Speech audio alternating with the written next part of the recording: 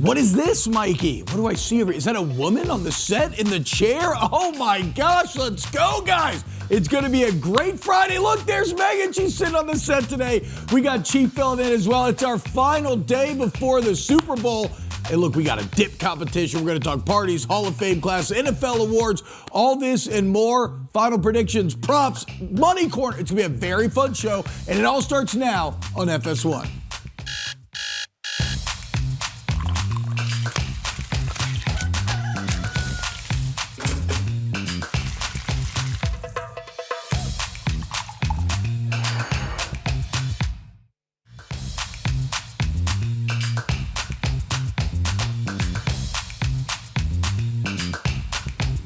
What is going on, world? Hope you're having an excellent Friday, Super Bowl Friday, and thus, here on WUB, Wake Up Barstool, we are throwing our own Super Bowl party today.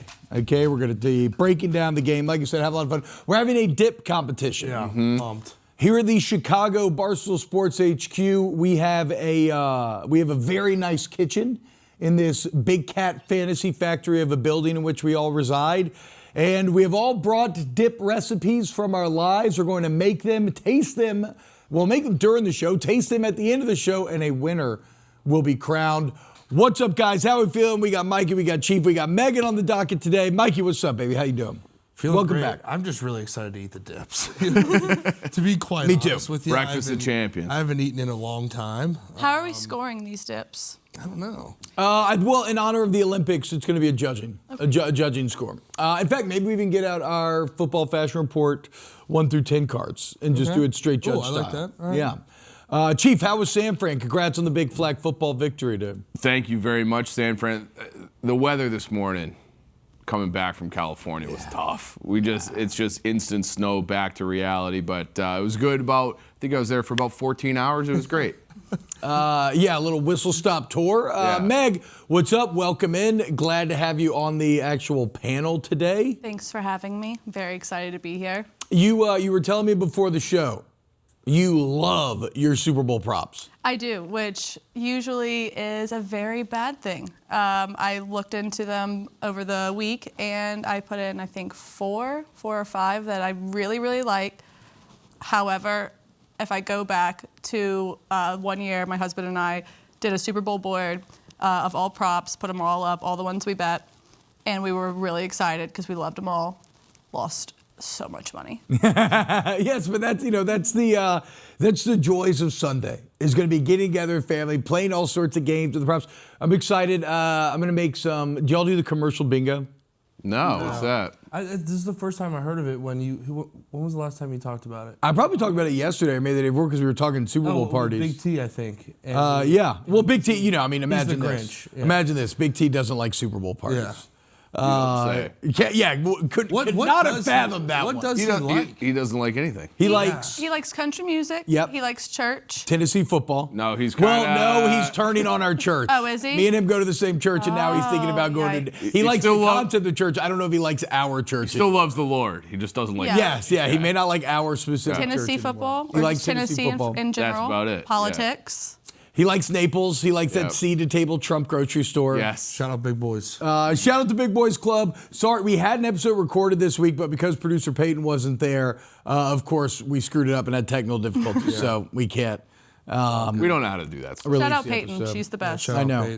Even though Ella had probably on Big Boys the best breakdown analysis that I've heard of Sam Darnold, and it was just... Sam Darnold. Just sounds like a nerd. She thinks he's going to fail because his name is Sam Darnold, which I kind of hard to argue with, dude. No, that guy's from good stock. A nerd, his grandpa's the Marlboro Man. Dick Hammer's the man, okay, without a doubt. And Kate had a Thursday Night Football roast this football season where she blew our mind with the story of Dick Hammer, right? He was like a volunteer fireman. Olympian. Marlboro Man. He randomly decided to become an Olympian. Like volleyball or something. Yeah, one of the toughest, most badass looking sons of guns that ever existed. But his name was Dick Hammer. That would probably score high in the Ella Griff analysis chart. Yes. Yeah. This guy's name is Sam Darnold. It's tough to overcome. Yeah. And I mean, And he's ginger Marty's. too, and he's a ginger. And he's ginger, so and maybe you're going she's to get- on to something. I might be betting the Patriots now. You're going against Drake May. Yeah. A guy named Drake with a 4.3 field speed. Going to be tough. Going to be tough for Sam and the boys. So yeah, Big T hates Super Bowl parties. We do not, though. We like, and so commercial bingo is just. I kind of hate Super Bowl parties. You hate Super Bowl parties? Kinda. Why? When it's a big game that I want to watch, it's the last football game for 7 months. I don't like being out of the bars. I don't like having all like the side conversations going on around me. I want to watch the game. So if it's a game that I care about, I do care about the Super Bowl. Yeah. I kind of want to just be in my own element and watch the game. I'm with Chief halfway. I feel like it should be a separation of like church and state. Like if you're gonna have a Super Bowl party, like you don't need your Aunt Dolores talking over, Chris Collinsworth whenever you're trying to hear the call, asking personal family questions. Laura says great stories. Well, though. yeah, I'm trying to catch but- up. I haven't seen her. Well, then, okay, there needs to be an area where maybe there's a second TV around like the food and like the place where the people that want to socialize are. That's fair. And then it's like Thanksgiving, whenever you see all the men like around the TV and all the women are in the kitchen. Yep. Kind of like that, except I would also like to watch Wow, football. look, I was about to say, here you are. You finally make it to the chair and you're immediately betraying your female No, counterpart. I'm a feminist at heart. No, ideally, yes, y'all are right? Maybe because like Stu Feiner talked about his massive party that he has with his 18,000 televisions and a million different rooms, and he has a room where everybody goes if they want to really lock in. That may not be possible. I'm going to let y'all in on a little secret. You can just ignore people. You can actually just watch the game. You can lock into the game the amount that you want to. But then you turn out to be like mean and like not a good time at the party. I agree. You're I a agree. party pooper if you're that way. How bad Pass do you me the want it? chips? Can you And what are you willing to sacrifice to get it? I love Super Bowl parties, dude. Yeah, there we go. Dude, I just Mikey. love when there's just so much food, just finger food in the kitchen. Well, how we always did it growing up was like we had either a basement for the guys that wanted to go watch it, or our living room is kind of separate from our kitchen. And so all the women and the moms and the aunts and the family friends That's the way it should would be. all go drink with their wine and socialize in the kitchen, while the guys would watch the Super Bowl and talk shop and stuff like that. So, and then I would just go and just, Production seems So to be much casting dips. doubt that you watched the game in light of all that available food. I maintained both very well. And the Super Bowl is unique, and we haven't talked about it in this show yet, obviously, because it's one of those things that I think we hold to be self-evident, but it is, without a doubt, the most locked in you are on commercial breaks all year long, right? Yeah. Yeah. Like, it's the only time where I actually feel the pull to not want to get up and do something during the commercials. Well, maybe it's because of commercial bingo. So how that works is you just have a bunch of, you can like just look one up online. Some do it by brand, some do it by kind of themes, and it's just little bingo charts. And you win everybody throws in an amount of money, and whoever gets the first bingo ends up winning.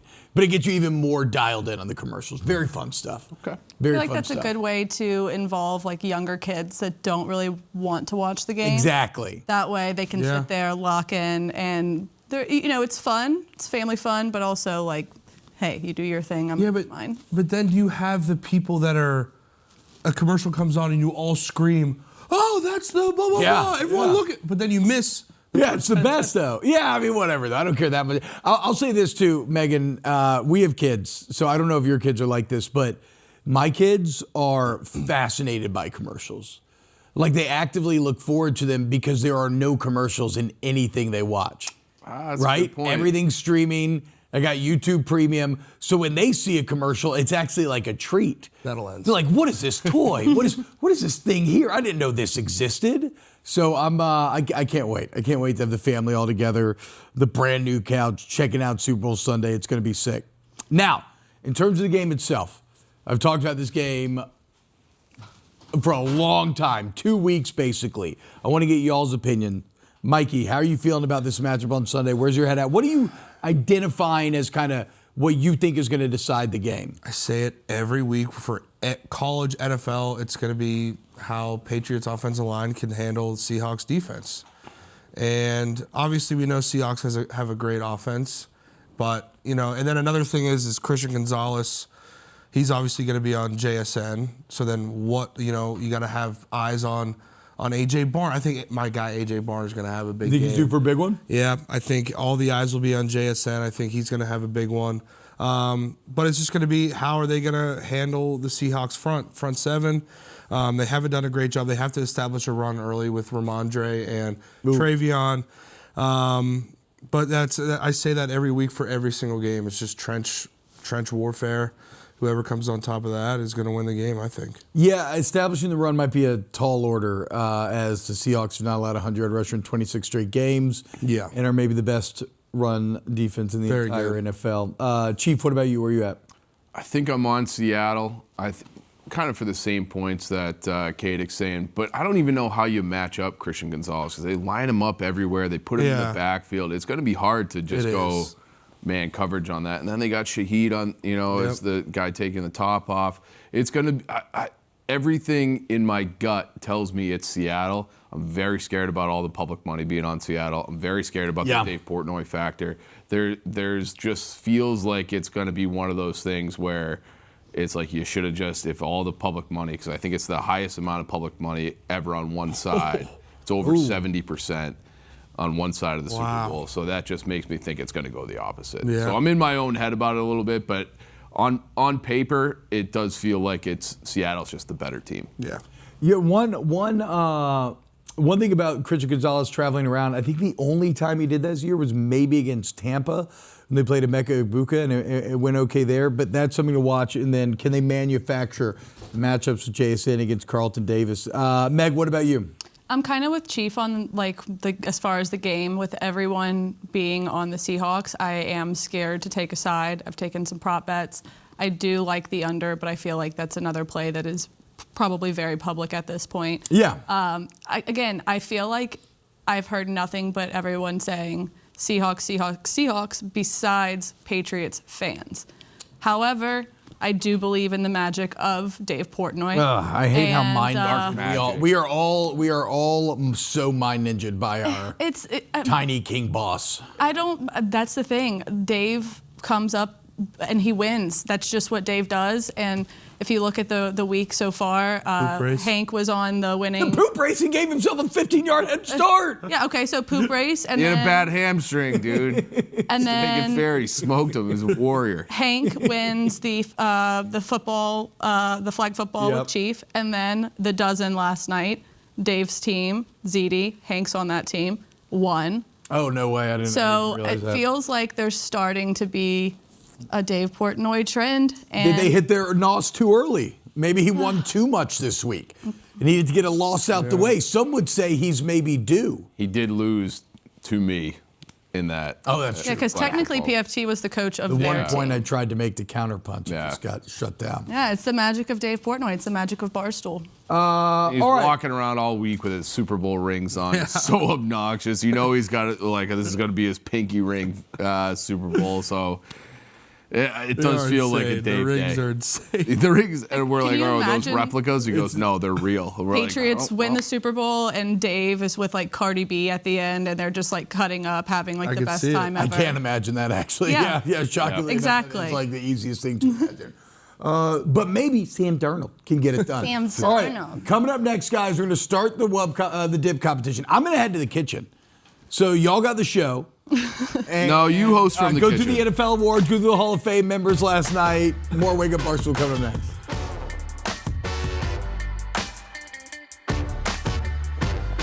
All right, guys, this Friday, Wake Up Barstool Super Bowl party rolling right along, which means you guys got it, okay? We're going to talk NFL awards here, Mikey. We're going to talk Hall of Fame class. Yes, is that a question, or are you waving goodbye? Okay, so I'm about to head to the kitchen, guys. I have approximately 7 pounds of cheese, various cheeses. I love cheese. Shout out cheese. That have been Shout out Dana. in a crock pot for the last hour and a half. Hopefully when I get there, they're going to be melted. I'm going to cook up some sausage, cook up some bacon. We're going to throw that in there. But yeah, you guys take it away. See you, dude. Mikey, you want to play host? No. I got it. Chief, you host? All right, I'll host. Okay. I can't do it. I'm not allowed. So there we go, guys. Start with the NFL MVP. Work your way from there. And hey, because I want to be clear about this point to all Packers fans. Fact of the day, Drew Brees is in the Hall of Fame, Aaron Rodgers is not. Think about that, Jeremy. Sick, dude. All right, Great dude. We'll brag. see you later. Hey, thanks for coming in. Shout out T-Bob. Have a great day. You made it 18 minutes as the host today. Yeah, thanks, dude. Here we go. Wally Pip time. NFL awards. Yeah. Big one. MVP. Matthew. I did not know it was going to be that close. One vote. So Matthew Stafford finished with 24 votes. Yeah. Drake May 23. Katic, what were your thoughts Well, on that like I race? said, I didn't think it was going to be that close. I think Matthew Stafford was like the favorite for 4 or 5 weeks. Yep. But shout out, I mean, he had an unbelievable season. I loved his acceptance speech with his daughters up there. Yeah. No, he balled out. I mean, he had some great weapons around him, an offensive line that was, I mean, good at times. Coleman Shelton. Yeah, I mean, former but I just think Drake May, like, there's just a lot of people would have been more pissed if he won it than if Stafford. You know what I'm It's saying? one Like, of there's those- like this, I don't know. It feels like one of those things where it's like it's the shiny new toy. Always gets Exactly. a lot of love. And Drake May had an awesome year. The Patriots had, 10 extra wins this year. They're one of the bottom teams in the league last year, his rookie year. So when you have that type of growth, Right. you get a lot of love. To me, it was always Matthew Stafford. Yeah. Like that, he is that old grizzled guy.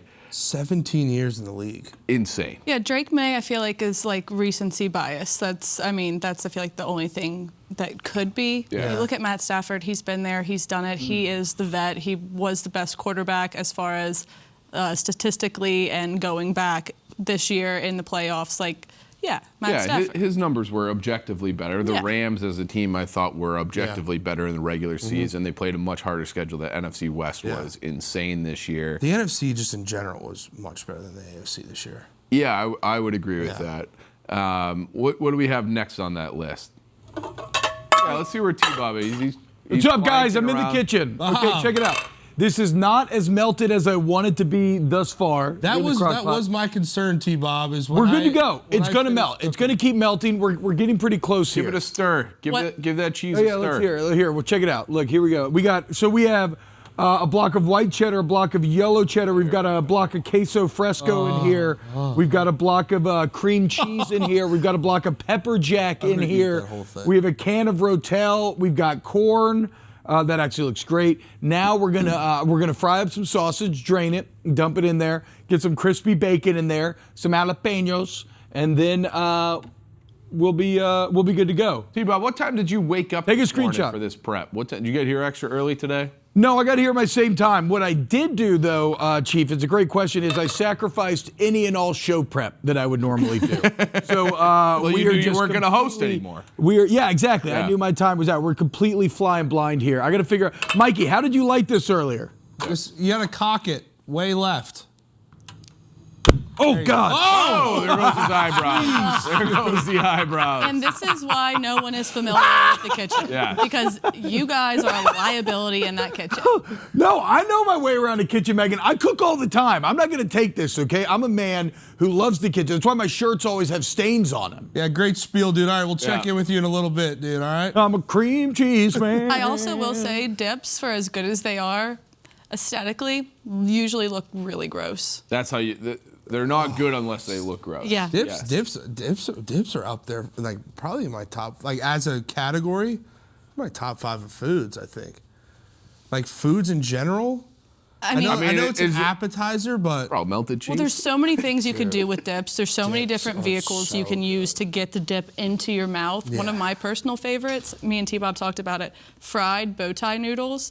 Deep fried bow tie noodles, Really? dipping them What? in spinach artichoke dip, especially if there's a little crab in it. Oh my might have God, it just will unlocked change. something. wait, you new put for me. crab and spinach and artichoke? Oh my God, it's so good, Kate. It's got to be a Louisiana. Like lump blue thing. crab meat. Oh, yeah, we down there we put like crab, crawfish, shrimp, and everything that we can. Yeah. All right. Anyways, Anyways, Yeah, we got- back to the football. gotta get back on Offensive track. Player of the Year, Jackson Smith and I think Jigba. this was a no-brainer. Yeah. He's so dynamic. Where did he go in the draft? Because I feel like he fell to like the teens. Yeah, I think so. And 'Cause then- was that with Marvin Harrison? Was that No, draft? he was the year before. Marvin was the year before. No, Jackson? JSN was before him. Oh, And then, but only receiver, to average over 100 yards a dude, game. he's everywhere. He's everywhere, and he comes down. His route running's unbelievable. His Yeah, I gotta contested take- catch ability is unbelievable. It's just Hey. he by far he was the best offensive player. I mean, other than Stafford, but Yeah. just truly unbelievable. Well, and he makes them go. Yes, You know, and it's 100%. like Sam Darnold had a great year. I'm surprised he didn't get any MVP love. Yeah. But maybe that's coming. Just the 14 interceptions probably. That does hurt. But he's uncoverable. Yeah. And it's like the first thing we talk about, we lead the show, is like, what do you do about JSN? Yeah. Because he is so dynamic. Yeah, he's nuts. And then defensive player of the Obviously. year. Obviously. You break the sack record. Yep. You break the sack record, you're going to get that. So credit to him. I love the stat about how he broke it where the Browns just never had a lead. Yeah. So teams were actively trying to run out the responding? clock. And then we were talking to Shelby Here's Harris. the deal, guys. Hey, come and get. What are y'all messing with me? I'm saying, can going y'all on? hear me or not? Look. Oh, we can hear you. We just were ignoring you. Yeah, we're here that's to what I thought. Yeah. That's crazy. Oh, guys. did you have Come any- on. You got, Did you have you got any thoughts input? on JSN? I leave the room for 1 second and y'all just don't even want to talk to Have me any anymore? input, sir? Yes, I do. Here's one thing. I have one take on that. We should just rename MVP to best quarterback. I mean, Because that we is do what this it is. every single year. like Another the position Heisman. has a record-breaking year, and they can never achieve anything higher than Offensive Player of the Year. I don't mean that as a negative. I get it. It's how football works. The quarterback's the queen on the chess table. It is by far the most important position in all of sports. Maybe up there like a pitcher or something, but they don't play every day. So yeah, whatever. But like nobody stands a chance. Miles Garrett broke the sack record. They won Being 3 double games. teamed 40% of the time and didn't sniff MVP. But Chief has a good point. Did you not listen? No, I didn't. Yeah, what's new?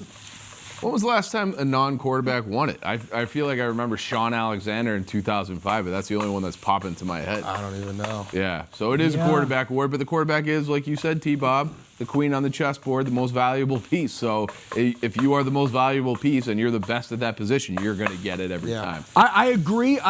And so I don't have a problem with that as long as we acknowledge what it actually is. Yeah. But like the best season of football that was had this year was Miles Garrett, without a doubt. But how can you be so valuable on a team that's so terrible?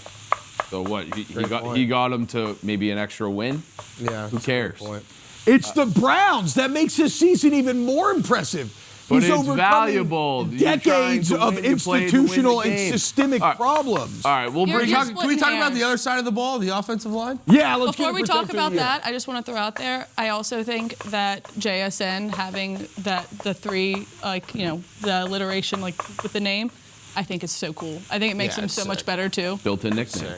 All right, tell me about Joe Thuney, protector of the year, my guy, Bears guy. Dude, I love this award so much. And shout out Deion Dawkins for, starting this award. I think this is long overdue. Yeah. I think this should have been an award a long time. I mean, the college has the Joe Moore Award for the whole offensive line unit. But this is very cool. Joe Thuney, obviously unbelievable player with the Chiefs, now with the Bears. I just love watching him. And it's hard. Like, you'd think a tackle would win this award. Yeah. Like, just because tackles get, the highest paid. They go up against the defensive best player. But seeing an interior guy win this fires me up so much, being an interior guy. But everything he does, leadership, the way he can handle the best interior defensive lineman on the whole on the defense, and he works so well with his tackle, with his guard combination blocks.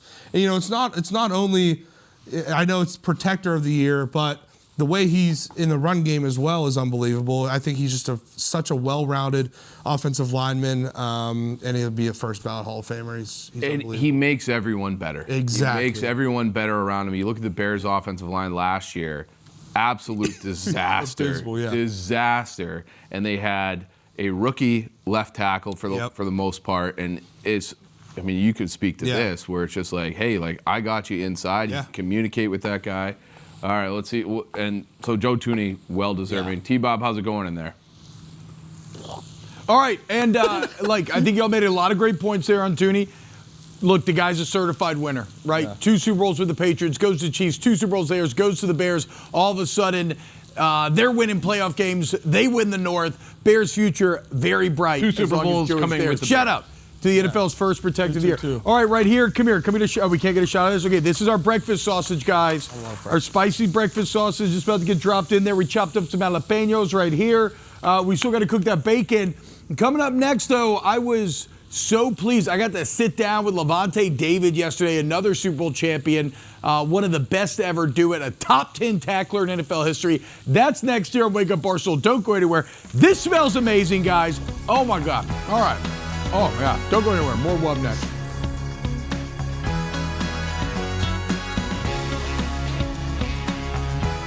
Another day and another incredibly exciting opportunity to interview someone that I've been watching and been a fan of or suffered at the hands of for a very long time, and that is Tampa Bay Bucs legend Lavonte David. Just wrapped up year number 14, top 10 tackler in NFL history, three-time All-Pro. You see the Lombardi back there, Super Bowl champion. Lavonte, what's up, man? Thank you so much for joining us this morning. Good morning. Good morning. Appreciate you for having me, man. Thank you. So I mentioned year 14, and I'm your age. I'm about to be 37 here in a couple days. I cannot fathom still playing football at this point in my life. And not only are you still playing it, you're still kicking ass. I want to start here. When it comes to this league, where every single year the front office is trying to replace you with someone cheaper, younger, better, faster, all those things, how in the world have you not just made it 14 years in the league, but what do you think has been the key to staying with the same team that entire time? I would say, man, just being able to compete and always put my best foot forward. You know, each year, always come in with a mentality that I'm a rookie all over again. So I just come in with that mindset of just grind, and just trying to earn everybody's respect. And I think that's something that kept me going. You know, just being able to compete with the younger guys and the organization, you know, being there for 14 years, you know, they saw something good in me. So I was just being disciplined, staying consistent, and it got me to where I'm at right now. And, you know, thank God every day for these moments, for these opportunities, but it's just the competitive nature in me to be able to go out there and still try to play at a high level with the young guys, even though knowing in the back of my mind, they're trying to replace you as older you get. So definitely have that in the back of my mind all the time. Do they call you Unc in the locker room now? Oh, I'm number one Unc all day, man. All day. I don't even think people call me by my name no more. I'm always Unc now. Yeah, you're the wise old graybeard, man. You've seen everything that these guys could ever ask you about. I want to talk about this year specifically, maybe about you individually first, and then get to the team. Yeah. I know that you've done some interviews recently where you kind of talked about this was a bit of a rough year for you, dealt with some injuries, kind of made it tougher than maybe in some ways. It presented some new challenges for you. Where's your head at personally going forward with football? Have you been able to reflect on any of this? I haven't really reflected on it, but you know, those injuries that you speak of, it's just something that, you know, when you don't have a aching injury or a nagging injury your whole career, and then all of a sudden it's something that's kind of like bothering you on your 14th year. And, you know, a lot of times, you know, when you get to 14 years, you slow down in a lot of areas. Your ability is the main thing that keep you going. And then with the injury kind of like hemorrhaging my ability, it's kind of like bothered me a little bit because every time I'm out there on the field, I expect to be the best and they expect me to be my best. And when I'm going out there thinking about, you know, a certain injury, it's kind of like not allowing me to play freely and do what I do. So, you know, I'm not making that an excuse or anything, but it definitely was something that I had to deal with personally. Yeah. But I still was able to accomplish some things that I wanted to accomplish on the field.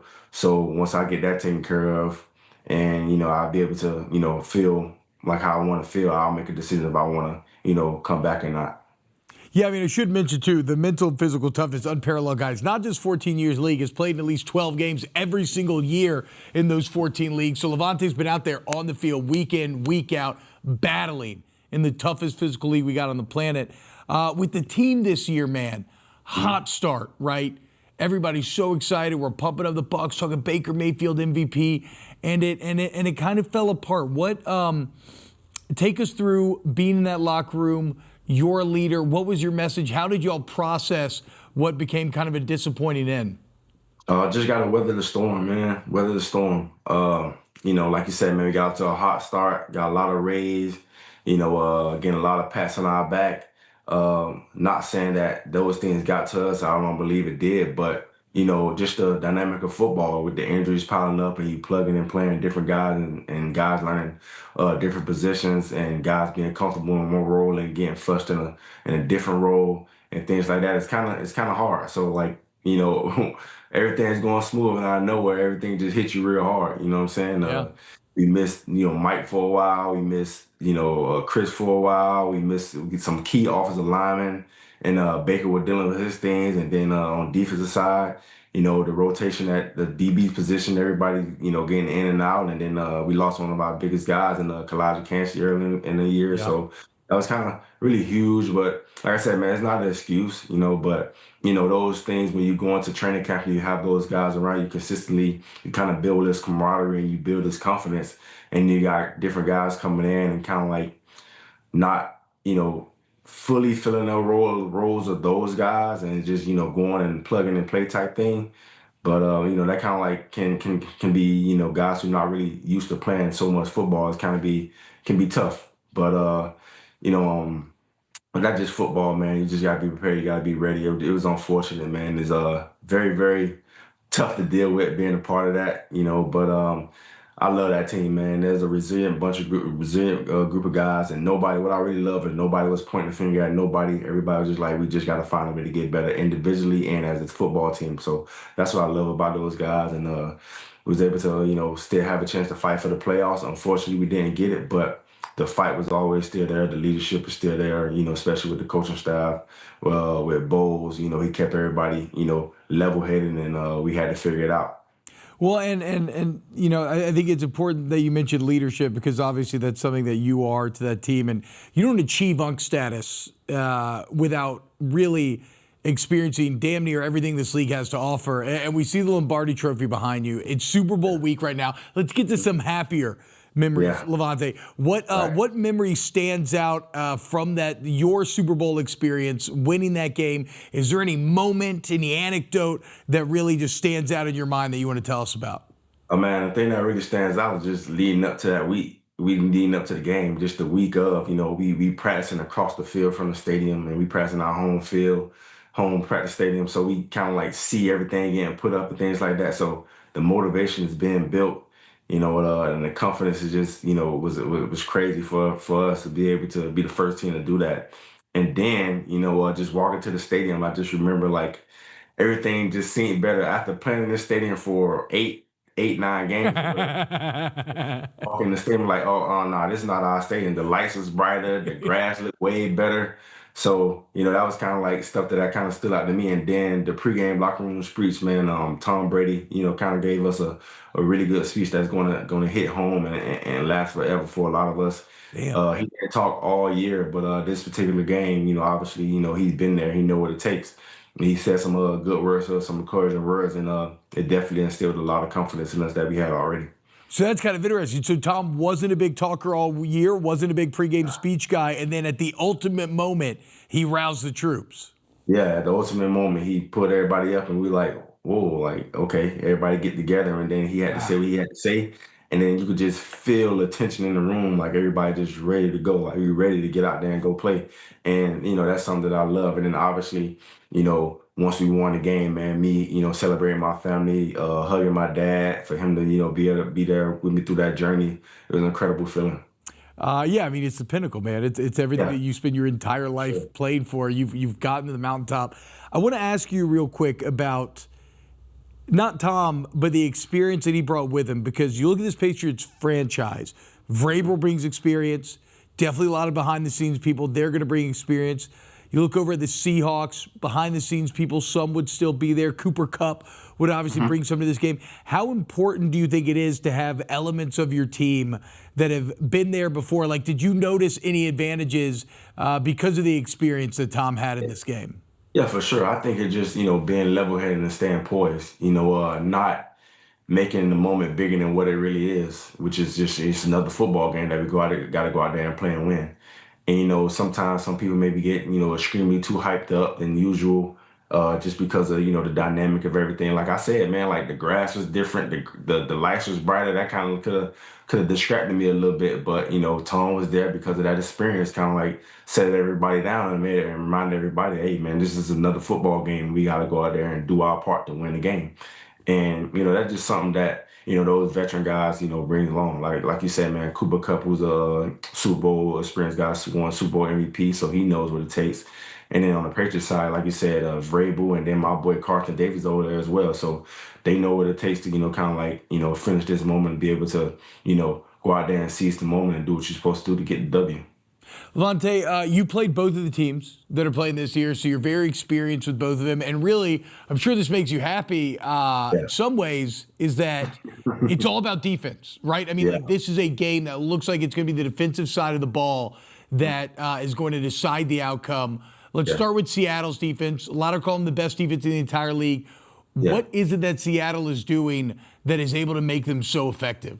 For me, I got a chance to watch both of these defenses because, both teams played our whole division this year, so we got a chance to watch a lot of film. Oh, that's true. So you spent a lot of time in the film room breaking. That's exactly. True, yeah. So watching Seattle, man, just they violent. I love the way they play. They play as a unit. You know what I'm saying? There's no guy that's bigger than the other. Everybody plays together and everybody does their job, and that's what I really love about it. They violent, they create turnovers, and everybody's attacking the football, attacking the ball carrier.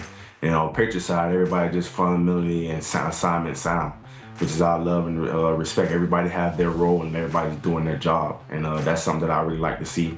It's not fancy, it don't look pretty, but everybody doing what they're supposed to do, and good things happen. Nobody's making mistakes. They making teams beat them, and so far, it hasn't happened.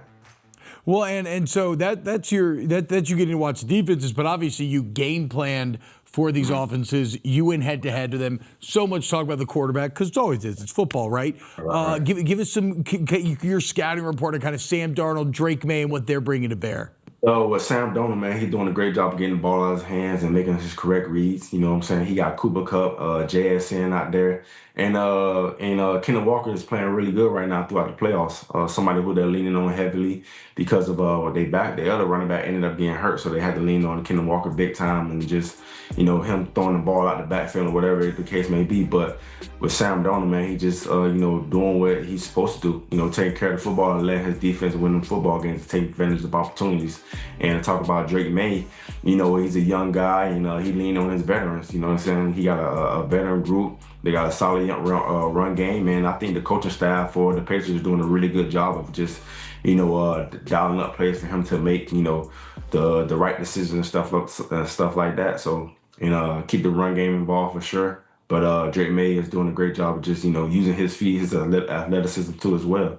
And sometimes that's gonna, play a huge part in these type of games. Lavonte, I think this could be kind of a complicated question because I don't know. Just watching football bring a lot of emotion with you because you were just here. You're trying to get here. What are your plans for Sunday? Are you going to watch the game? Super Bowl party, family? What's the deal? Yeah, I'm gonna watch the game, man. Host something at my house. Have a little something going on in my backyard and invite family and friends. I'm gonna take my trophy out there and I'm gonna wear my Super Bowl hat. You're gonna host a Super Bowl party and carry the Lombardi around the Super Bowl party. Yeah, I got to let everybody know I've been there before. So when I talk about the game, let them know my opinion matters. That is fantastic. Hey, real quick before I let you go. Yeah. Is Nebraska gonna figure it out, man? What's going on? Nebraska? Man, I got all the faith in the world in Nebraska, man. Nebraska's gonna figure it out. I feel like we're gonna get 10+ wins this year, and we're probably gonna compete for the Big Ten championship this year. I looked at the schedule, and there's not a tough schedule. Everybody's on there beatable, and I know Matt Rule's up there cooking up some stuff, man. We didn't lose a lot of guys. We got some guys coming back. Obviously, we lost Dylan, but that's tough. But I'm sure they're gonna plug somebody in who'll be able to play and manage the game. And I got all the faith in the world of those guys. I think they're gonna get it done finally. Well, Lavonte, like I said, man, I've watched you for years. Again, I've been a Saints fan, so I've suffered at your hands for years. But you are one of the best players I've ever seen out there every single day, kicking ass, violent, lead the boys. 14 years, guys, 3-time All-Pro, Super Bowl champ. Lavonte, thank you so much, man. Appreciate you, man. Thank you. God bless, bro. God bless you as well. Have a great Sunday, dude. What if Super Bowl party flags? Carrying the Lombardi around. Oh, my God. Okay, we got more Wake Up Barstool on the other side. Don't go anywhere, guys.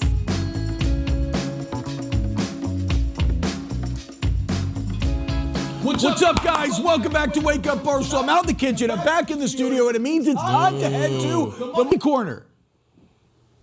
Oh, wait. Megan, you're at the big screen. I am at the big screen. Oh, okay. Take it away. Let's go. There are some fun facts. Obviously, people out there that have been following football for a long time might know all of these facts. But if you're newer to football, if you don't really pay attention to teams that aren't yours, fun facts.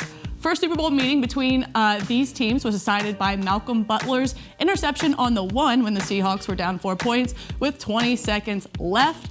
Obviously, we all remember this game. Yeah, the beast mode. Just hand beast mode the ball. Look at Doesn't that, happen. Megan. I see you 4 points, 20 seconds. Get it, bruh? Get it? All right, next fun fact. Slide it.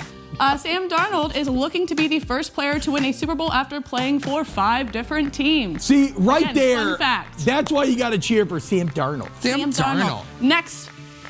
Go ahead.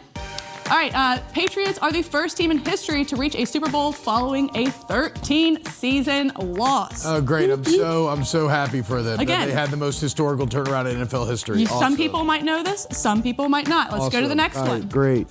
Only the 6th time in history 2 teams have made the Super Bowl after missing the playoffs the year before. Okay, I love this. Both Let's teams go. didn't make it last year. They're here this year. Up next, See, Mikey, the Steelers have hope. And the Saints. Here we go. first Super Bowl where both Oh, no, y'all coaches made and quarterbacks are in their first or second season with their teams. Interesting fun fact.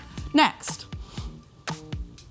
Mike Vrabel could be the first head coach to win a Super Bowl as a player and head coach for the same franchise. Okay, hell yeah. Thank you, Megan. I think I learned a couple interesting factoids there. Now, excuse me, I messed this up. Now it is time, though, for the money corner. You said that you loved your props, and you're going to start to give it to us here. Take it away. Can't do them here. Money corner's in the corner, T-Bob. I screwed this all up. Get to the corner, Meg. All right, get to the corner. Back to the seat. All right, Meg, what we got this week, girl? All right, let me go ahead and unlock the computer that ABP makes sure that I have very locked in. So let's go ahead and look at these props for the Super Bowl. First up, we're gonna go under 7.5 first quarter. Obviously, we've been talking about these defenses for months. I know it's a first quarter bet, so it could be blown up in a second. However, you have both quarterbacks, as I just told you, the fun facts. First time these guys have been to a Super Bowl, I think they played conservatively enough in the first quarter to get out the jitters. And on the flip side, you have the defenses coming out full throttle, ready to take somebody's head off. So we're gonna go under 7.5 for the first quarter. I love this. This feels like a classic game where maybe the offense is like turning on very late after figuring out the defense. I agree with you, T-Bob. Up next, we're gonna go ahead and take Leonard Williams over a quarter of a sack. That's plus 136. Again, going back to these amazing defenses, Williams is an absolute monster and has an elite rating as a D tackle according to Pro Football Focus. He's either 4th or 5th, ranked amongst all qualifying D tackles. May has been sacked 5 times in every postseason game, and a slightly leaky O-line there gives me some confidence in Williams over that quarter of a sack. All right, I love that. Up next, I'm calling my shot on this one, plus 650. The guy, funnest name to say, Raheed Shaheed, to have the longest reception of the game. We talked about JSN and how he's just an absolute monster. He's going to be covered, but don't forget about Shaheed. I can see him just running the fastest vertical route of all time. Fun fact, faster than DK Metcalf, and catching a bomb to go ahead and lock this How one in. appropriate that both of Rasheed's names rhyme with speed. Boom. And last up on the docket, we have Drake May under 30.5 pass attempts. He has not gone over the number 29 in the entire postseason. He had 27 against the Texans and 21 against the Broncos. Well, he did go over this in 8 out of his 17 games in the regular season. His average is 25.7 attempts per game. I know it's a Super Bowl. However, Drake May does not want to lose this game because of him and turnovers. And he also probably doesn't want to potentially lose that MVP of the Super Bowl if he messes up and the Patriots do win. So we're gonna go under passing attempts for Drake May. I love this entire board. The Rashid Shaheed long shot should be a plus 650. Feels like the play. Ooh, like that's it feels crazy. like a play. It just takes one, and he almost always gets one. Megan, thank you so much. Money Corner's been on fire. Hour 1 of the books. Michael, you've done a terrible job in hour 1. So here in hour 2, we're going to start with Katic Crawlers. We're going to give you a chance to redeem yourself. Let's weird go. fist fight. You just untied my shoe. Hour 2 of Wake Up Barstool coming up next. Yeah, Go, Chief. Let's go. Go, baby. It's a struggle. We're having a hard time. Oh, no.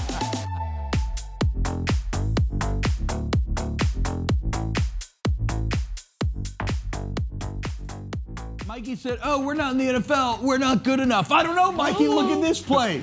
Shout out Barstool. TJ. I'm sorry, brother, but Flag football championship. when the train's coming down the tracks, you best get off it, buddy. Love you, TJ, but. And then look, this is Chief right here, right? Is this That's Chief? Jake Cat. Malisak. Oh, that's big. Okay, that's somebody. I think they're that's going to Jake clear Malisak. out. They're going to clear out. No, Malisak was on the white. We're going to get all the defense thinking we're going over here. Only, wait a second, what's that? Slip Mikey leading the way. So look how square he is, guys. Great base. You get the big man in space. He doesn't give a damn. He's comfortable.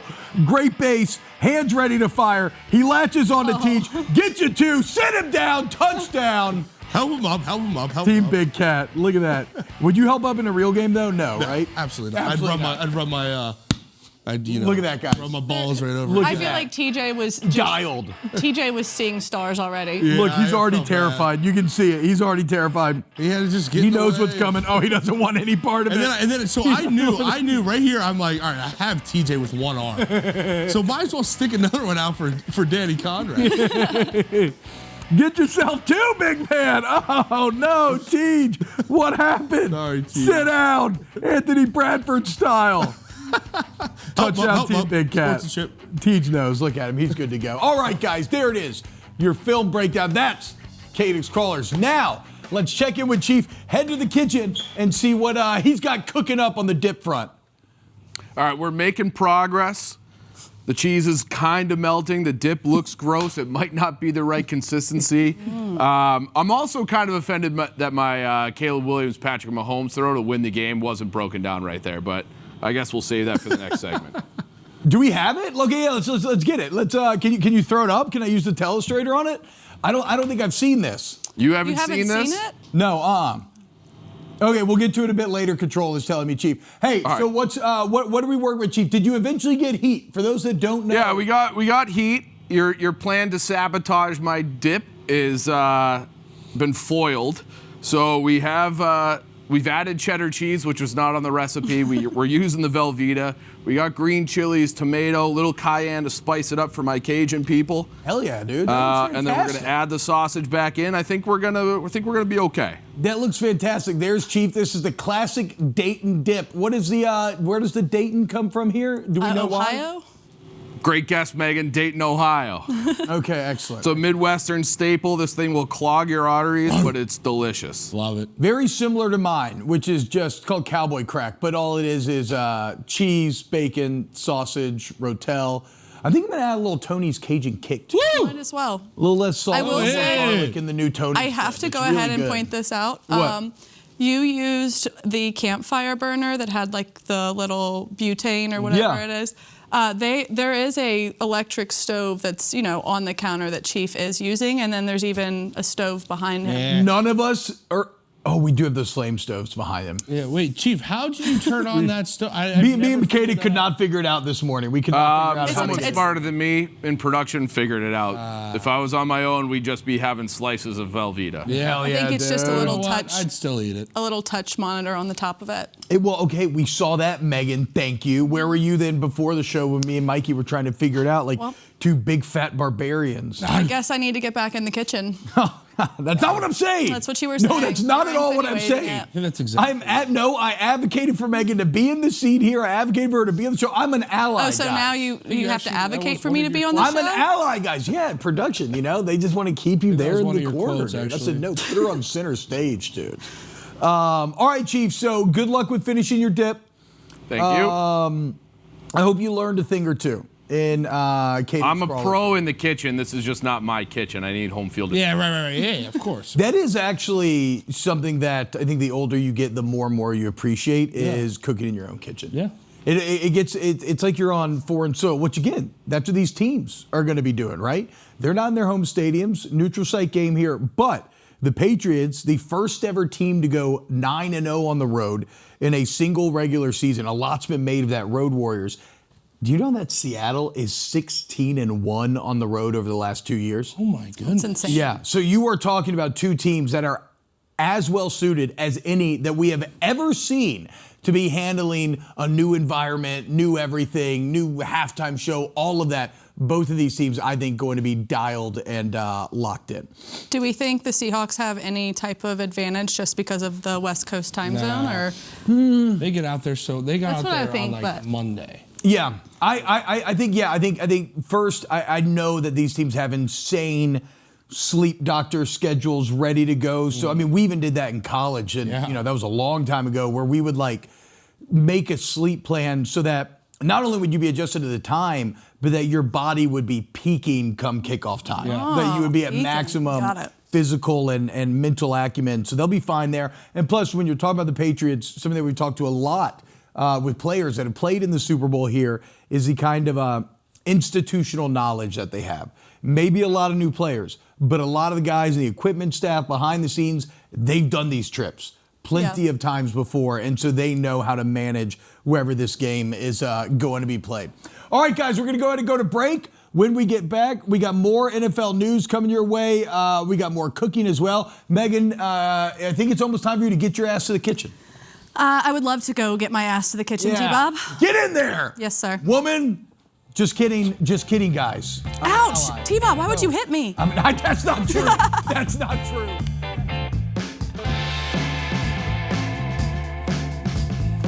What's happening, guys? Welcome back to Wake Up Barstool. Chief is back. And Megan, of your own volition and own decision, if you would like to make your way to the kitchen, that is up to you. I think that's a great idea, T-Bob. Okay, excellent. All If right. it's not my idea, I'm not telling you to going. do it. It's See you guys later. completely your Feel choice. free to try that date and dip. Chief feeling confident? I'm hungry. It was pretty good. I mean, the bigger upset would be if any of these dips sucked. Yeah, it's cheese and meat. Yeah, I will say Mike went a little high level making the 7-layer dip, dude. It's not going to be anything. I think I'm going to make you all individual bowls. Okay. like the the one sound I of that. have, it's just like, I don't know. What are the layers? So it's sour cream, Yup. ground beef, Yup. cheese, Yup. lettuce, olives, green, Chili? no. Onions? Olives, green onions. Okay. Okay. You want to do me a 6. favor? But I don't like tomatoes. I don't think you could inspire less Wanna confidence. leave with the how olives you're out of talking. mine. If Yeah. you're making individual bowls. All right, no olives. Appreciate that. No olives. Custom order. Like that? What are you, a child, Chief? I got olives and mushrooms are the only things I don't really like. Wow, Eat the those are so food. good on Turn it down. pizza, dude. All right, Meg, are you in the kitchen now? Can you get a live I am. check-in? Okay, what's going on? What are we making? Give us the rundown here. All right, really quickly, I have to help the boys because apparently they don't know how to keep warm. That's on true. I high. didn't. So. Hey, Megan, will you give that a stir for me? Yeah, who's the misogynist now, Chief? Look at you, dude. Who's just there? Thick daddy dip. Yep. Okay, so mine's Hell yeah. really, really easy. And before anybody comes for me, I'm using Hormel chili in a can. It's like whenever you want McDonald's, you're not going to go for a healthy option. So this is what tastes best in my dip. So nobody come for Megan, okay? It's just Hormel chili. It's all good. I have to find a. She's gone. Hold on, I'm Popped out of coming, guys. nowhere. Don't worry. She should do one of those stare things where she pretends like she's going down the street. I Okay, was these are going the to in a ingredients. second. We got 1 can of Hormel chili, spicy, 1 can of no bean Hormel chili, regularly, small block of Velveeta cheese, tortilla chips, obviously, garlic powder, onion powder, cayenne pepper, and pepper. I do need to add some of that Cajun kick to mine as well. All right, boys, we'll check back in with Megan in a second. She's doing some good work in there. Let's talk about the NFL. The NFL announced games all over the world, international games. So many, right? Yes, and we got some new news on that front. We knew there's a big initiative to create games all over the world. Real quick, where do y'all stand? I know like PMT's always mad about it and like up in arms about I it. just think the players hate it. Do they really though? I know it's for the fan experience of the international fans, but dude, I would hate it if I was a player. I don't know. I don't know if I would, dude. Getting to would go play hate it. football in a different part of the world for 1 week, it's your job. Traveling, though, You're very you know how highly paid. You know how much these players hate traveling? I guess that's fair, but also like, If you unlock a new TV deal in one of these countries because you've grown the game Oh, so yeah, much, no. I think the players will be fine. No, for sure. Like, Yeah. I mean, if it helps the players, but I don't know. I wouldn't like. okay, traveling. look, I get what you're I saying. love an 8 a.m. kickoff. When you have a morning game and then you just know I got 12 hours on this couch, just me and the couch and ball. There's nothing better than that. So I'm on board with the games in Europe. I don't like when they're in South Australia. America. That is Niners Rams away. in Australia. 15-hour flights, divisional game, very important. What even game. time is that? I don't even know if Australia is even a real place. It's so far away. I don't know what day it is over there. They're all good love looking, the aren't they? accents. I know. I wouldn't mind. What? What? Wait, what? I said I wouldn't mind Going to Australia? hanging out with an Australian. No, here's what I would say is that I get what you're saying, Mikey. Like, as a player, this adds a lot to your plate when you've already got a lot on your plate. As a coach, you feel like every single week you're coaching for your life. If you're Kyle Shanahan or Sean McVay, you're probably a little miffed that such an important game is going to be taking place in Australia. But let's take a step back here. If you're a player, I would just try to lean into the fact this is going to be an all-time memory. This is going to be something that when you die, you'll reflect on, like, I once got to travel to Australia to play a football game. Yeah. That's cool. You need to go to other parts of the world. Like, I know it wasn't everything when you were around, and I barely missed out on it, but, like, NFL Europe used to be a thing. Yeah. And I would have loved nothing more because I wasn't good enough for the NFL. I think I could have made it a couple years in Europe. Do you know how sick it would have been to be playing in Barcelona? Trying to make my NFL dreams come true. Yeah. And so, these players just got to focus on the positive. You're getting to be an ambassador. You're getting to go to a different country, experience sights and sounds, and then play the game that you get very highly played to get. A game that you love dearly. And it's going to be for all kind of cool fans. I'm into all of this. I like it. Imagine the boys in Munich for a week. Or like Dublin. Dummying beers in Munich. Hammering beers at the pubs. Yeah. And I'm sure, like, fans over there, because they have like the soccer, they have the rugby, but like NFL football players are like big celebrities, and they probably look at NFL players as like gods. Well, did you see the video of the two defensive linemen traveling to Japan that went viral recently? That was great. Yeah.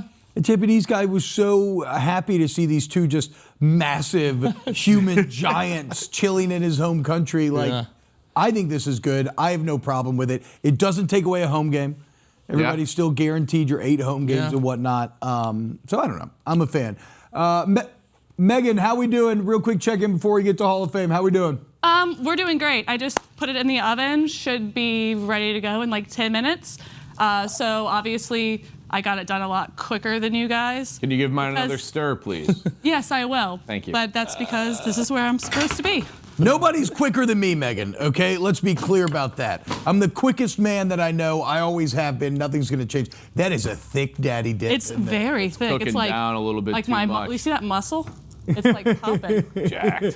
Whoa, Meg, that was kind of jacked right there. Boom. Jeez. You don't even work out. That's not fair.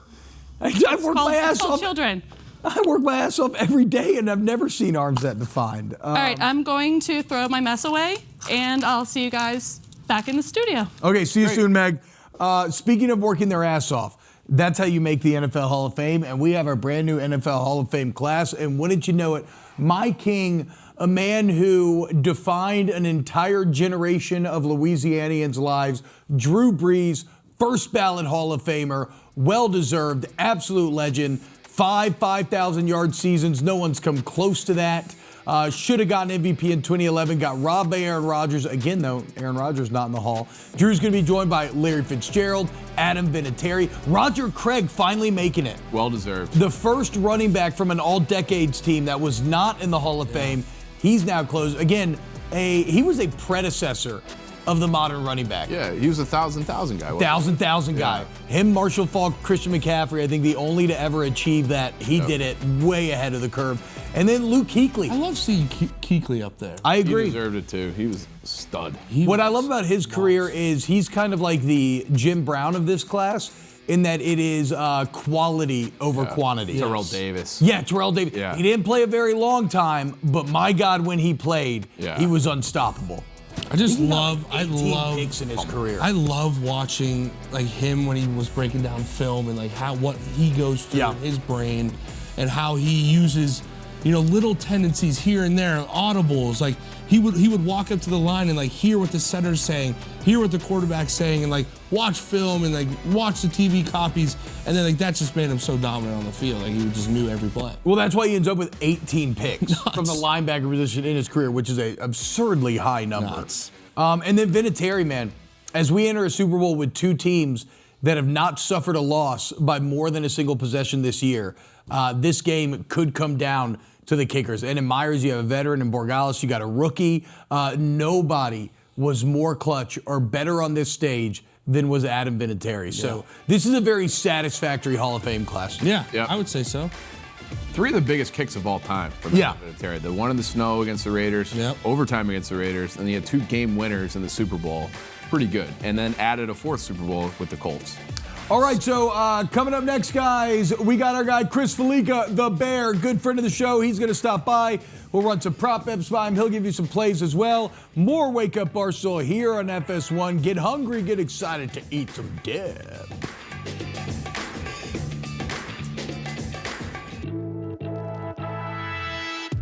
All right, guys, welcome back to Wake Up Barstool. Mikey, get your ass in the kitchen, boy. Bye, Mikey. See you guys. Mikey. Get on with your. I'm gonna eat everyone's dip. Stir mine again? He probably will. Right now, it is my pleasure to welcome in our very best friend here on WUB, and that is Chris Fallica, the Bear. Bear, what's going on, baby? How we doing this morning? I'm doing great. What do we got with dips here? I got suggestions. We're doing a Super Bowl party here. Okay. And we've all planned our own dips. You'll see many of them are quite similar. Mine is called Cowboy Crack. And essentially all it is a million different cheeses with Rotel, jalapenos, breakfast sausage, and bacon. Yeah. Chief, what's yours? Mine's called Dayton Dip. Sausage, Velveeta cheese, cheddar cheese, green chilies, a little cayenne. You stir it all up, cook it all up. It's thick, it's delicious. Megan? I'm doing a classic chili cheese dip. I've never gotten a complaint about it. It's just 2 cans of Hormel chili, 1 spicy, 1 not, no beans. Half of a block of Velveeta, and then I use a little bit less than a whole block of cream cheese, and then add like a little hot sauce, garlic powder, onion powder, cayenne, and black pepper. And it's perfect. That's a lot of work, man. I think you're gonna win. Oh, it's so easy. I went back there, I threw it all in a pot and threw it in the oven. It was real easy. I will say this, Bear, at the Is end Velveeta not like the best thing ever? I mean, is it cheese? No. No. But it just melts so perfectly and greatly. You throw some Rotel on there. I like, this might sound like a little like bougie or foofy or whatever, but the Harry and David or Stonewall Kitchen, like the red pepper jelly with some cream, melt some cream cheese, mix it in and melt it. Mm-hmm. It's pretty good as well if you're looking for something I love pepper jelly down south. Yeah. You can't go wrong with a pepper jelly. I wish you were here, Bear, because at the end of the show, we're going to taste them, rate them, and pick a winner. I know. I apologize, my friend. All right, Bear, let's get into the game then. We've broken it down from all the angles. We had Stu Feiner on all this week. He's been really hammering the point that it seems like all of the money, both big money, private money, if you look at offshore, a lot of people hammering the Seahawks here. What's your feel for this one? The source sees it the way I see it as well. That worries me. As someone who thinks the game is a simple handicap of the Seahawks are basically better at every position group on the field, the Seahawks should win the game relatively comfortably.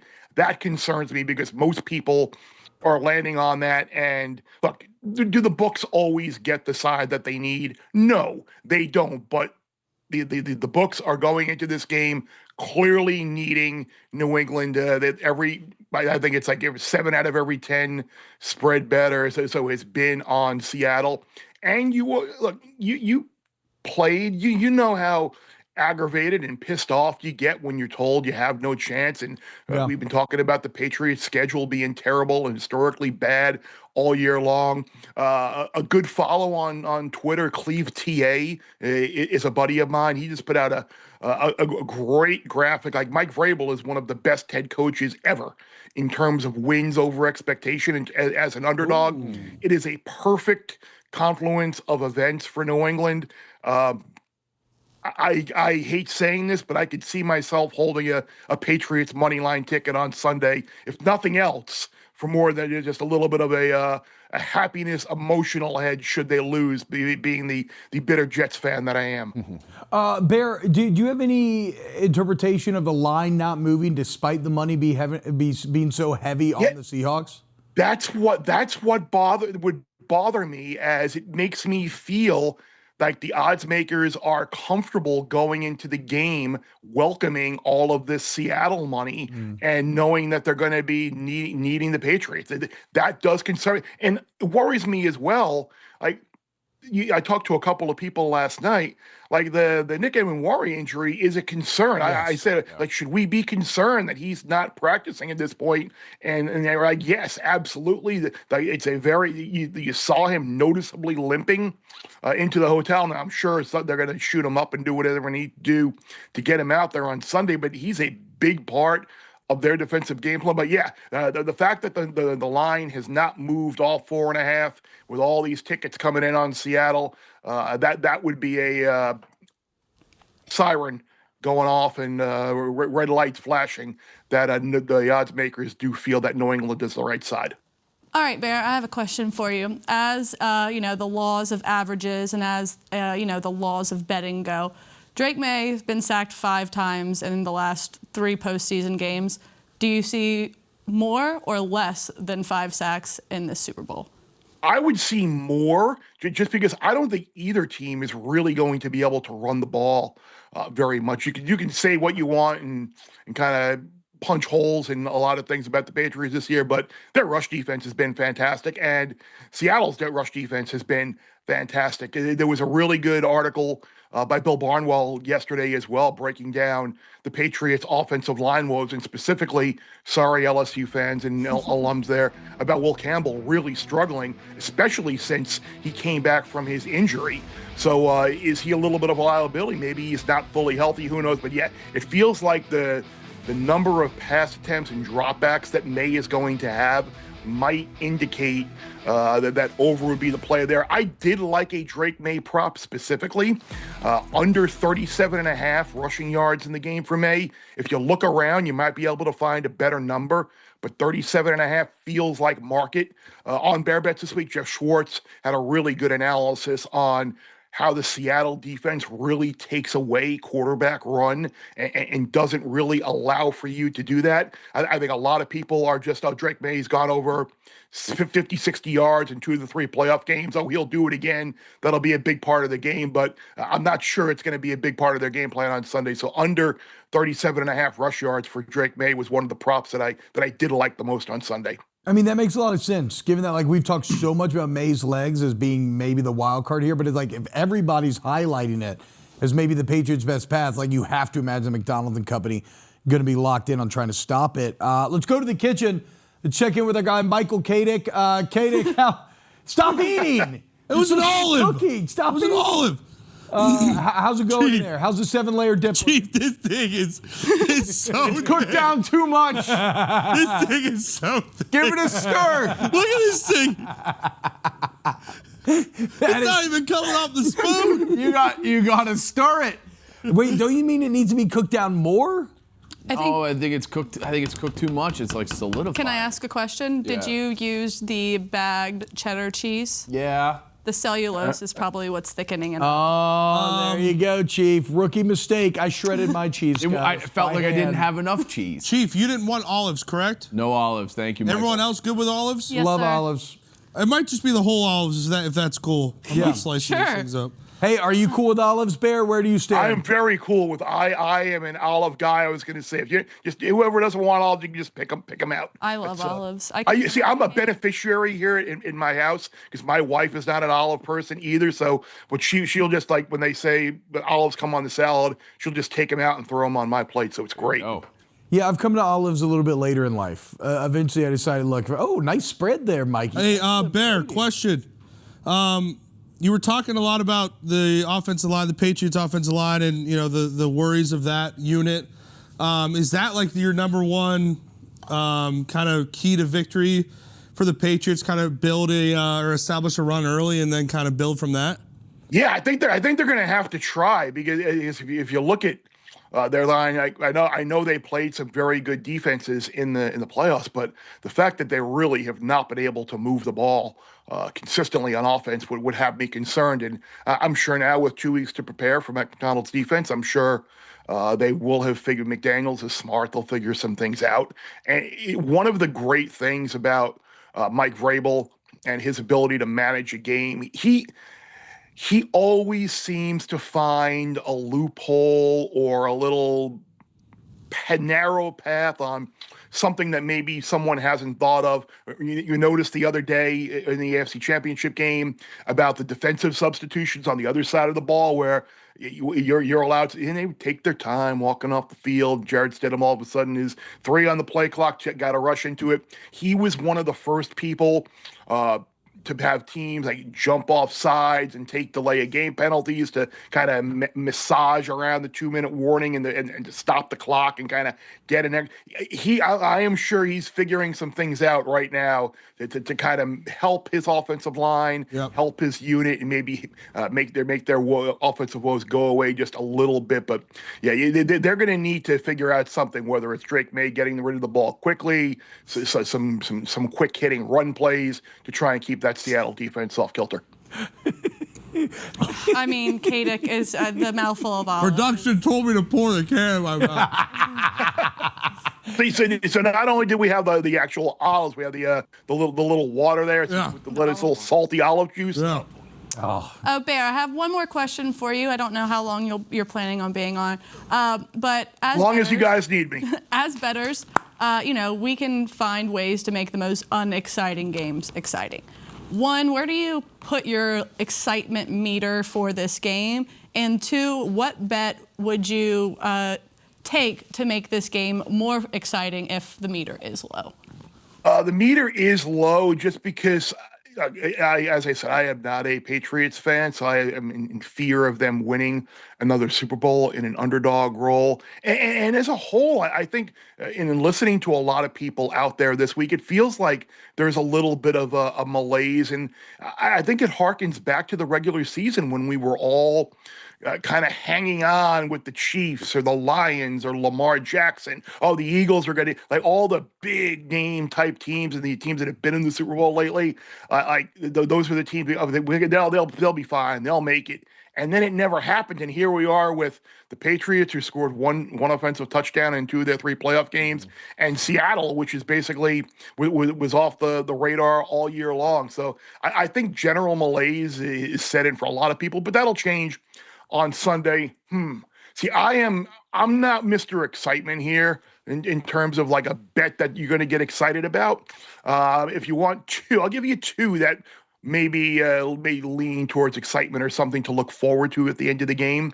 Last score of the game to be a touchdown is something that might be interesting. If the game goes to the script, as to most bettors might think it will, you would expect the Patriots to be down big or double digits in a position not to necessarily need a field goal. So you would think the last score of the game might be a touchdown there. And then one early, if you're looking to get out of the gate and root for something really obscure, the distance of the first field goal attempt in the game, over under 37.5 yards, over 37.5 yards. We've talked about how these teams we don't think are going to have very much success going distance in terms of their drives. I don't think red zone really will be threatened very much early on. So I would think we're probably looking at like a 40-yard field goal attempt or even longer, especially with Myers, who has a leg who can kick it long. And then if the Patriots continue to get bogged down as they get closer to the red zone, Borregales from over 37.5 too. So a little bit of an odd prop, but you can be sitting there rooting on like it's third and 7 from the 23-yard line, and you're not rooting for like a 4-yard gain to get it inside the red zone. You're rooting for an incompletion or a sack. Give me a long field goal attempt. All right, Bear, speaking of props, we have put together an in-house prop competition here amongst the crew. Whoever hits the longest odd prop is going to get a $100 bottle of whatever you want. Thanks to our fearless leader, Matt Tanton. Shout out, Matt. We want you to give us your expert opinion on our props here, guys. Can we get them up on the screen for Bear to see? Here it is. So Carson's gone Jake Bobo with 1 receiving yard. This is a Liam Blutman special here. Connor has the most points scored Connor has points scored in the first 5 minutes. Steph's over. I mean, look, you see it all there. What do you like the most here? There's one clear one that I love there, and that's Steph's over a half a red zone interception. That has been a bugaboo for Sam Darnold throughout his career. Red zone turnovers. I think that's a great one. I might have to go find that and tell Steph there because I like that one a lot. And here's the deal. Again, the longest odd one that hits ends up winning. Everybody else chose actual game stuff. I did the Gatorade going clear or water. Look, if you know one thing, red dye, all the dyes, they're out on them, okay? The NFL's very health conscious. Very true. I'm thinking a clear Gatorade or water could be the play here. Anything from this second page, Bear, that jumps off? I like the clear though. I like both yours and Owens with the clear or the purple. Jeff Schwartz, again, to give Jeff some credit, he has done like a Gatorade like study here, and he said like they don't want a color that's going to stain the jersey like in the photos, so you're not going to get like a red or anything like that. You're right, so it's going to be a clear, it's going to be a purple, so I like that. But I also like Jordan Shaheed reception at plus 650 to have the longest reception in the game. He's someone that so much focus on JSN. Maybe you get Cooper Kupp a lot of bracketing him and keeping him under wraps. This could be a game potentially where Shaheed breaks out not only in special teams but in the passing game as well. And there were some really nice numbers on him to be the MVP of the Super Bowl as well, like 50 to 1 or so. I think he's still around 35 or so. 33 yesterday is when I saw him, because I also Rashid longest reception is one of my props as well. And then I went ahead and took him Super Bowl MVP, that 33 to 1, in case he were to have just that humongous, game swinging momentum type catch. Well, and again, the return game. Yeah. If they kick with the ball, he could factor in there. We could have like a Desmond Howard situation on our hand. Chris Fallica, the Bear, you're the best, man. Thank you so much for joining us again this morning. You got it. Everybody have a great weekend. Enjoy the dip and enjoy the game. We wish you were here with us so you could enjoy the dip as well. Let's go to the kitchen. Mikey, Katic. Katic, how we feel? We're about to head to the kitchen. Everything good on your end? Chief, do you like tomatoes? You cool with tomatoes? Love tomatoes. All right, cool. All right, we're getting plated up. Coming up next, it's Do or Dime. It's What? I don't know.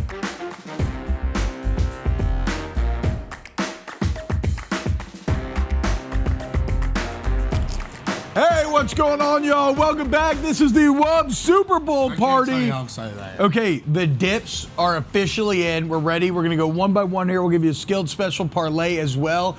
Control, we don't have the clock in here, so get in my ear and let me know what we got to work with. All right, who are we going to start with first? I think we go Live edition or smash or pass? I think these are all going to be smashes. We'll go down the line. All right. All right. Chief, you're up first. All right, everybody grab a chip. Get a vehicle. I think you're going to need a All right, let's see what we got here. All right, so we got ground sausage, we got Velveeta cheese, cheddar cheese, cayenne pepper. I probably should have used more, and some diced tomatoes and green chili. It's fantastic. Very simple, Good. artery clogging, perfect Super Bowl dip. It's thick, but it's not inedible. It's well done here. It's a smash. I thought it was going to be much thicker and like maybe even gritty, but it's good. It's good. Guys, I'm smashing every single one. Yeah. Okay. Smash. Out of 10, what are we giving it? I'm going to say 7? 8-7. 8-7. Wow. Okay. Jeez, I'm going to go 7-9. Setting the bar high. I'm going 7. All right, next up, we got Mikey's 7-layer dip. It's really not 7, but Shout out Mama Katic. Look at that, dude. we have sour cream at the base. Make sure you get all of it. I know you need a hard integrity chip. I need a new chip. So we have sour cream, ground beef, lettuce, cheese, olives. I want to get all the Tomatoes and green all the elements in a You bite gotta get here. them all. It's tough. I It's broke the tough. I chip. know you got to get in there. It's really tough, but I love this one. My mom makes it for every It's like a single. little taco bowl kind of. Yeah. It's a nice change from how much cheese we're gonna have. Oh my God. Oh, I dude. like that a I'm lot. gonna give you a 9 on that, Katic. Thank you. I'm gonna go 8. I'm not going 9 because I would have liked my olives cut up. Yeah. I mean, how am I supposed to eat this? You gotta eat the whole olive at once? The lettuce in there is nice too. Nice little finishing bite, a little chili. Yep. All right, now T-Bobs. Did you use any green onions, Mikey? No. Okay. They went Also, on yours. actually, I'm gonna go 8-5 because I saw you how many times you licked your fingers while touching the food. Yeah, well, look, we like to taste it in the kitchen. Okay, dive into the cowboy crack here. Try to get a little jalapeno in there if you can, guys. You got I'm so excited for this bacon. one. This is what I'm most excited for. Oh, man. That's a lot of cheese. That's a lot of cheese. It's good. It's not as good as I thought it would be. Wow, Megan. Okay, actually, you might be right. I think there's just too many things going on for me. What do you like, Mikey? I need another bite. Dude, it's so good. It's still good. Like I I'll would give give this it a like 9-1. 7-8. A 7-8. You. I think there's just too much for me. It is. I mean, it's missing. Okay, look. I'll go this. I'll go 8. It's missing something. I don't know what it's missing. Maybe. Yeah, Pretty- it's Maybe it salty. needs pretty more salty. seasoning in it. It's very salty. A lot of salty elements in there. All right. Chief, where are you at on the cowboy crack? I like the cowboy crack. I'll give it an 8-1. All right, Megan, here we go. This is a Different- classic chili cheese dip. differently colored here. This looks like a skillet queso from Chili's. Yeah, it does. Kind of tastes like one. I had a bite of this before. I think this is the winner. Yeah.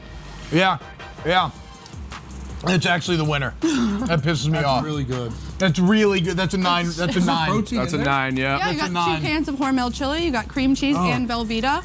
Yeah, there's something about it's just like It's a more Mexican the flavor. cowboy crack is too cheesy tasting. It's like not that dissimilar from Chiefs. They're both very good, but I at the think end of the you day, get it's too a cheesy. classic cheese dip. I don't think This it's too cheesy. It's so simple. You can't mess it up. Everyone will like it. Only if they don't like chili or cheese. All right, guys, put up Megan's recipe on the screen here. If you want to make a dip for Super Bowl Sunday, this is the winner This is the one. of the inaugural WUB dip competition. Some would say she had an unfair advantage due to her familiarity in the kitchen. I don't know. Couldn't be me. No, I'm just kidding, guys. Now it's time. Speaking of skillet queso, it's time for a skillet special parlay. What do we got here, guys? What went with mine? What went wrong with mine? I wonder. I mean, they're all very good, to be clear. Yeah. I feel like yours would be good, like, over, like, nachos or something. Like, there's something, like... Yeah. It needs something. It's missing a little bit of flavor. My part for the skillet parlay, I'm just going to go with the under, 45.5. So not scared of playing the under, despite the fact that it's kind of... Yeah, no, I'm not scared. Hot. I think that both defenses are going to absolutely lock down. And again, with both quarterbacks never being to a Super Bowl, there's going to be a lot of jitters, a lot of nerves. People aren't going to want to make mistakes, especially the quarterback. I'm going to go the under. I think it's the safest play for me for the skillet. All right, Chief, what do you got, babe? DeMarcus Lawrence will get a sack. I think Patriots are going to be behind. They're going to be dropping Drake May back a lot. I love that Seattle front seven. I got DeMarcus Lawrence. The sack is plus 119 right now. All right, Mike, you haven't said a word since we started the dip competition. What Sam do we got? Darnold, 2+ pass touchdowns. I'm going to get back to my dip. All right, I'm going Kenneth Walker, 25 receiving yards. It's a whole piece of bacon. If you look at some of the Seahawks fans, look, we know everything's going to go through Kenneth Walker, no Charbonnet. We all know about that. But if you look at some of the big plays that Seattle's made in their 4-minute drive situations, down the stretch season, these big games, and they got to have him. Not only do they love checking down to Walker, maybe running a screen to Walker, but his ability to create in space. It's also, it helps take a lot of pressure off of Sam Darnold. I think you can expect a lot of interior pressure this game. I think a lot of checkdowns could be in play. Kenneth Walker, 25+ receiving yards. You're getting that at plus odds as well. There it is. Plus 1,600, guys. We're 1-11 this year. You have some indigestion issues. But right what now? better time than now? Well, I just keep eating this, trying to figure out what's missing Just here. every time T-Bob talks, he just Maybe I goes went like too much gurgle. queso fresco. Maybe.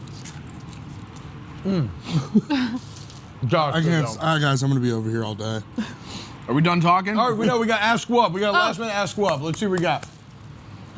Would you go vegetarian for a year if your favorite team was guaranteed a championship? No. My team You're already just has saying one. that because your team just got one. Yeah. Our team has plenty. I would do that. I would do that. Bears haven't won it in 40 years. Yeah, it would also force you to, You can get creative with vegetarian options. Yeah. You can find your way. I would do it if Lane still get Kiffin cheese. could win his first year. Oh, that'd be so good. First dude. year, Oh, it'd be I would so go. I would good, go dude. vegetarian for 5 years. Whoa. For a first year natty. All right, Super Bowl Shout out picks, Lane guys. Final opportunity here. Who's winning on Sunday? Seahawks. I got the Seahawks too. Yeah, I'm not going to go against the grain. I think like I'm not going to go paralysis by analysis. I'm going to go obvious. I think they're better, most complete team. I think Seattle takes it home. To make this show work and to make sure people aren't going to, screenshot a graphic of all of us saying the Seahawks, I'll go Patriots plus 4.5 Eddie for play. the plot. And also, Bear said all the money, red flags, bing, bing, bing, bing, bing. I trust Bear, so we'll take the Patriots plus 4.5. Owen's pumping his fist back there. Owen, you don't even like sports. I don't even know what you're doing here. You don't like the Patriots. Don't pretend. You don't just get to hop on the bandwagon Super Bowl week. I think it's too much queso fresco. I think that's where some of this kind of graininess is coming in. Yeah, it is good. I wanted to beat Megan, though. Damn it. Oh, well. Great You can job. also make my dip in the microwave if you don't have like a stove or, it's really easy. So it's just the best, most versatile dip here. All right, guys. Everybody have a great weekend. Enjoy the Super Bowl. We love you. Shout out America. Shout out football. We can't wait. We'll see you on Monday recapping it all. Wake Up Barstool. I'm going to keep eating all this. So good. All right.